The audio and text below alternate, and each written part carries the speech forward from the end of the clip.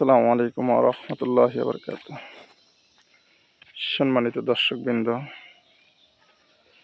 কেউ যদি তার মনের ভিতরের যদি ফিলটা চায় তাহলে ফজরের নামাজ অবশ্যই পড়তে হবে। ফজরের নামাজ পড়ার পর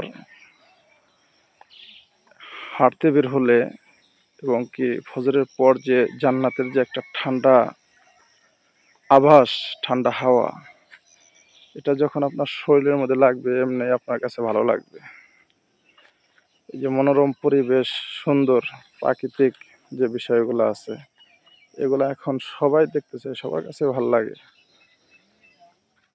তো দেখেন এই যে কত সুন্দর